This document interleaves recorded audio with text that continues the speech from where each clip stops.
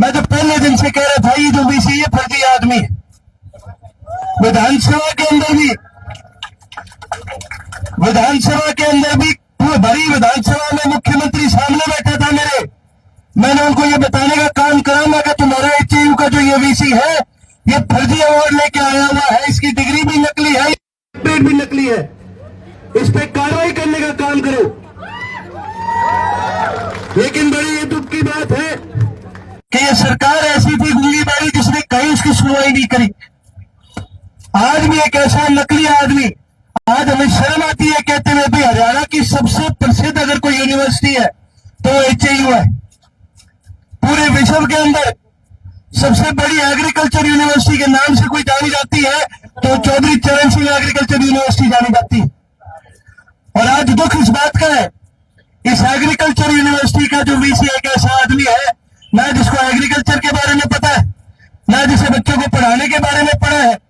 इस इंसान को कहते हैं आत्मा मुक्त इंसान। एक ऐसा इंसान जो केवल और केवल अपनी तारीफ करवाना जानता है, जो केवल और केवल झूठी डिग्री झूठे अवार्ड दिखाना जानता है, जो केवल और केवल अपनी बुराइयों को छुपाना जानता है, ऐसे इंसान को नार्सिसिस्टिक और आत्मा मुक्त इंसान कहते हैं। साथियों, मैं तो आप सभी को यही कहना चाहूंगा कि आपकी इस लड़ाई के अंदर हम आपके साथ हैं। कहने को बहुत लोग आके आपको कह जाएंगे हम यूं कर देंगे, लेकिन सच्ची में अगर ये आंदोलन किसी का है तो वो आपका आंदोलन है। इस आंदोलन के अंदर कोई फैसला अगर लिया जाएगा तो वो आप छात्र साथियों का फैसला होगा। इतना मैं आपको एक जरूर वादा कर सकता हूं, पहले दिन से आईएसओ का एक एक कार्यकर्ता साथी आपके साथ इस लड़ाई में है। यहां तक कि जब लठ भी बरसाए गए, उसके बाद जब हमारे छात्र साथी को हॉस्पिटल लेके जाया गया तो सबसे आगे हमारा भाई साहिलदीप कस्बा हुआ खड़ा था, उसने उनकी मदद करने का काम करा।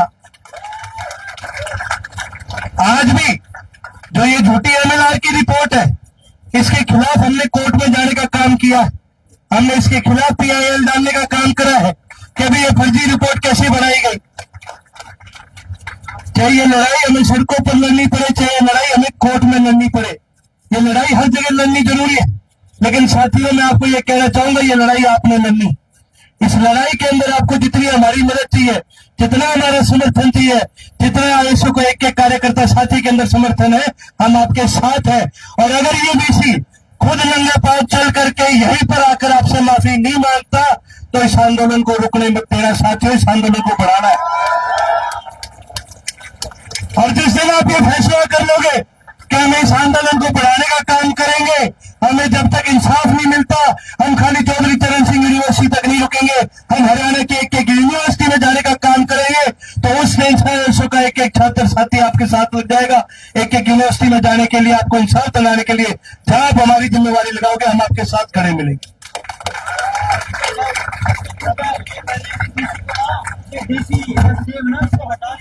मैं आपको एक चीज बताना चाहूंगा और आपके माध्यम से इस वीसी के कानों तक भी ये बात पहुंचाना चाहूंगा।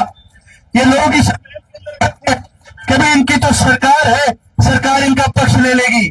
तो मैं आपके माध्यम से बताना चाहूंगा, वीसी साहब जो गौर से देख लियो, आने वाले टाइम में कोई इनमें से भी एसपी होगा, कोई इनमें से भी डीसी होगा, कोई मंत्री होगा।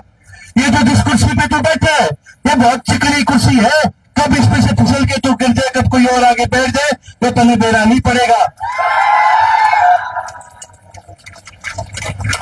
और जिस दिन तू फिसल गया फिर यो देख ले, यो सारे तेरी बालक है, यो तुम्हें वापस उठने भी नहीं देंगे। मैं तो आप सभी साथियों को यही कहना चाहूंगा, इसी माध्यम से आपको ये कहना चाहूंगा, आप इस लड़ाई को जारी रखो और जहां आपको हमारी जरूरत होगी आईएसओ का एक एक छात्र साथी आपके साथ खड़ा है। आपने मुझे अपनी बात रखने का मौका दिया, मैं आप सभी को धन्यवाद कहना चाहूंगा। साथ ही साथ एक बात और कहना चाहूंगा, पहले भी विधानसभा में मैंने इस वीसी के खिलाफ, इसके गलत कर्मों के खिलाफ आवाज उठाने का काम करा है, आगे भी विधानसभा में मैं इस आवाज को उठाने का काम करूंगा।